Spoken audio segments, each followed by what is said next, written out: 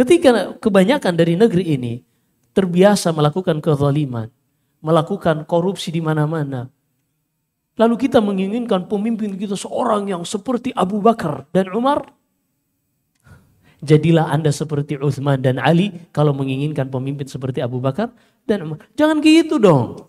Nggak adil namanya Anda menginginkan pemimpin kita seperti Abu Bakar, Anda tidak mau menjadi seperti Umar dan Uthman. Nggak bisa. Iya, kasihan dong pemimpin kita. Kita zalim.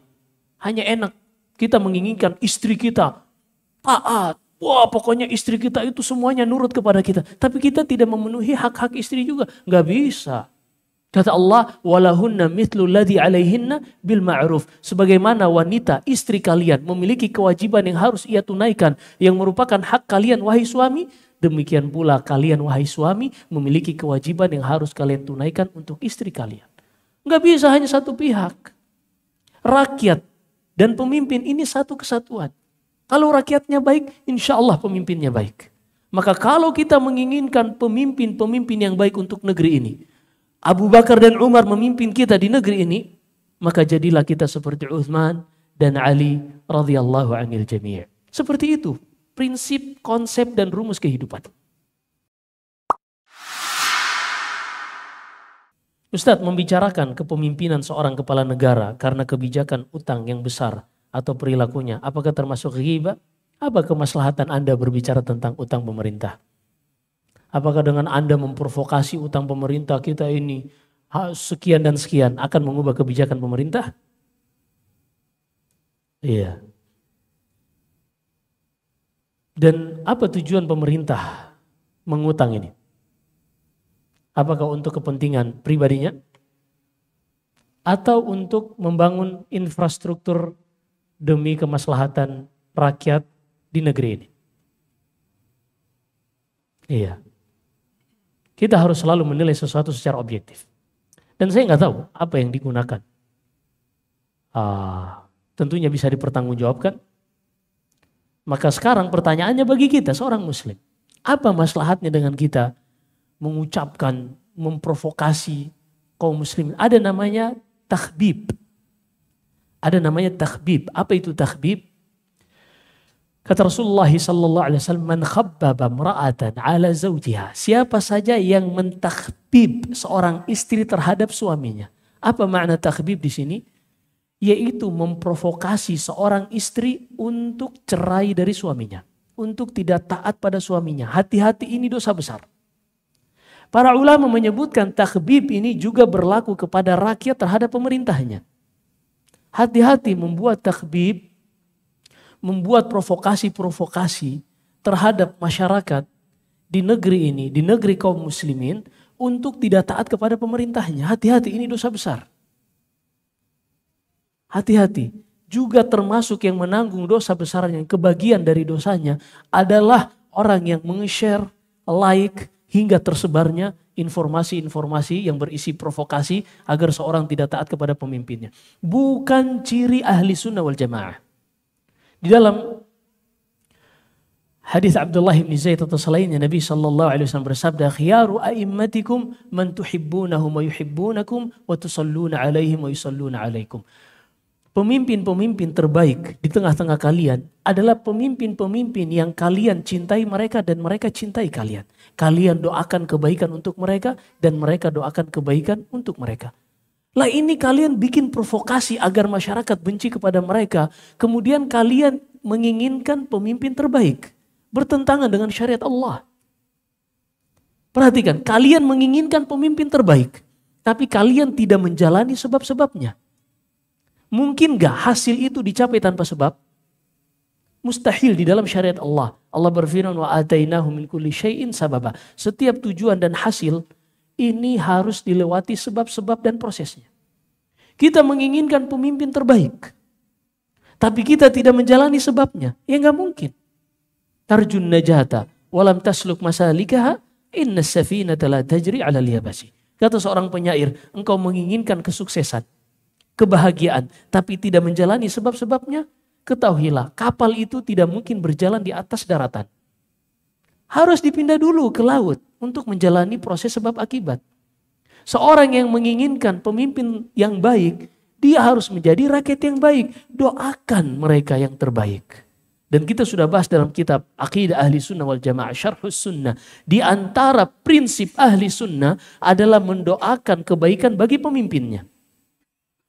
Bahkan mereka mengatakan, "Idza ra'aita ar-rajul yad'u lis-sultan fa'lam annahu sahibu sunnah." Jika engkau menyaksikan seorang mendoakan kebaikan untuk pemimpinnya, ketahuilah dia adalah ahli sunnah.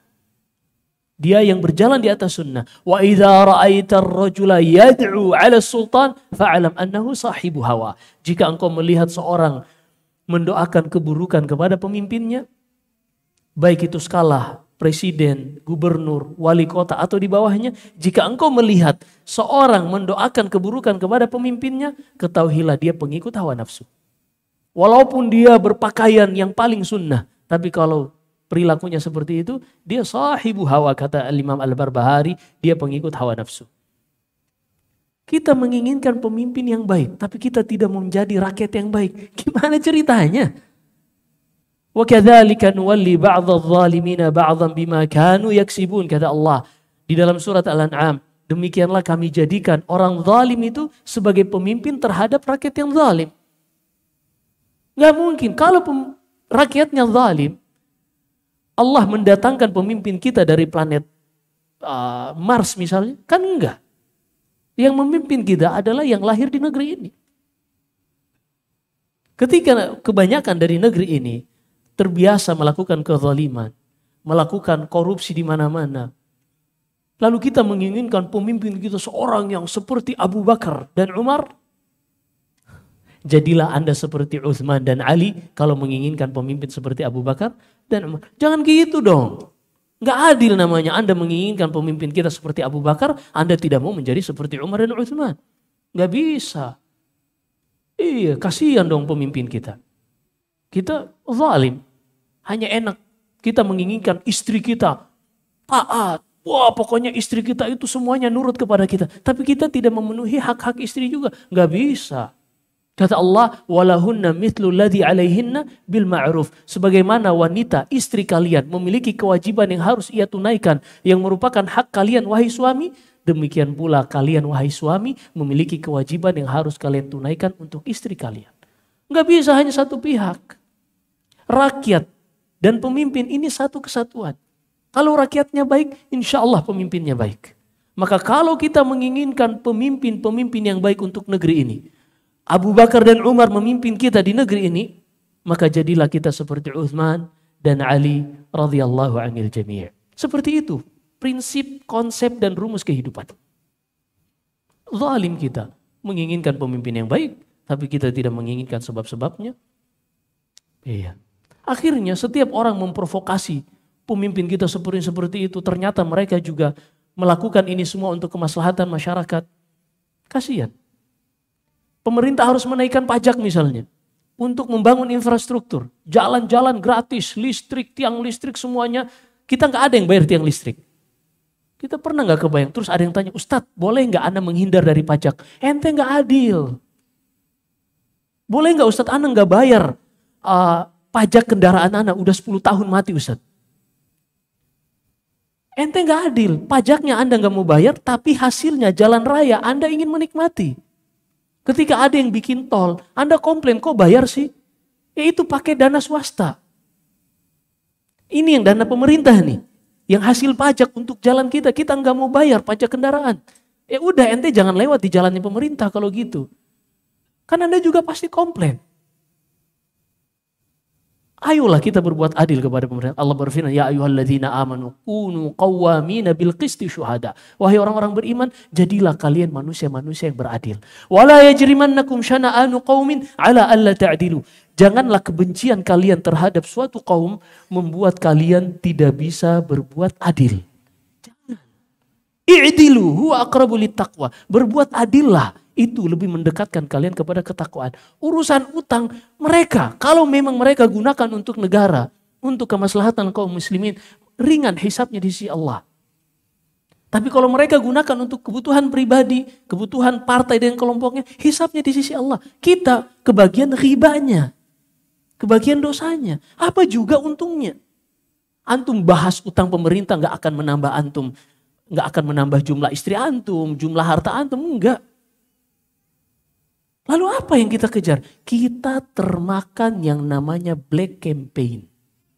Ada sebagian orang-orang yang tidak menyukai pemerintah yang mereka menggunakan propaganda-propaganda demikian. Dan ini bukan cuma sekarang. Datang Khawarij kepada Al-Hasan al-Basri, ya Imam, Khawarij ini memerangi Ali bin Abi Thalib dengan membawa ayat Al-Quran. Dikarenakan Ali bin Abi Thalib tidak berhukum dengan hukum Allah. Ditanya oleh Al-Hasan al-Basri, mereka memerangi Ali bin Abi Thalib, apakah dilarang untuk mengumandangkan azan? Dilarang untuk mendirikan sholat? Dilarang untuk menyelenggarakan Idul Fitr, Idul Adha? Oh enggak Imam, bebas semuanya, azan berkumandang di mana-mana. Sholat jamaah, sholat Jumat ditegakkan. Terus kata Al-Hasan al-Basri, lah kalau gitu apa yang mereka kejar? Menggunakan ayat-ayat Allah, sementara hukum Allah berlaku dan dilaksanakan. Ma'aradu ila dunia. Mereka itu manusia-manusia yang mengejar tendensi duniawiyah namun menggunakan agama dan ayat-ayat Al-Quran sebagai alat untuk mencapai kemaslahatan mereka. Cerdaslah. Hari ini kita ribut seakan-akan yang dukung calon ini dia mendukung Islam. Yang mendukung calon yang lain dia mendukung sekularisme. Padahal di kalangan atas mereka mau mencoba membangun koalisi. Ya Allah, apa yang kita bela selama ini? Udahlah, cukup bagi kita hentikan bahas seperti itu. Umur kita jangan disia-siakan hanya untuk membahas hal-hal yang bukan manfaat kita. Cukup untuk kita tinggalkan perdebatan berkaitan tentang hal ini. Ketahuilah visi misi mereka dari awal sampai akhir A sampai Z semuanya hanya untuk urusan duniawiyah. Kelar urusan. Yang tidak ada nilainya sedikit pun di sisi Allah Subhanahu wa taala. Udah, apalagi sampai menjatuhkan seorang calon presiden, calon wakil presiden, dia muslim. Tidak ada pembenaran hanya karena dia maju sebagai calon presiden atau wakil presiden, maka dia boleh dijatuhkan kehormatannya. Tidak ada justifikasi demikian. Apalagi mencela orang yang mendukung calon tersebut. La ilaha illallah. Ayolah cerdas, kita tuh muslim, Allah turunkan Al-Quran dan Allah berikan kepada nabinya sunnah untuk kita cerdas. Jangan dipermainkan oleh orang-orang yang bermain di dalam air keruh.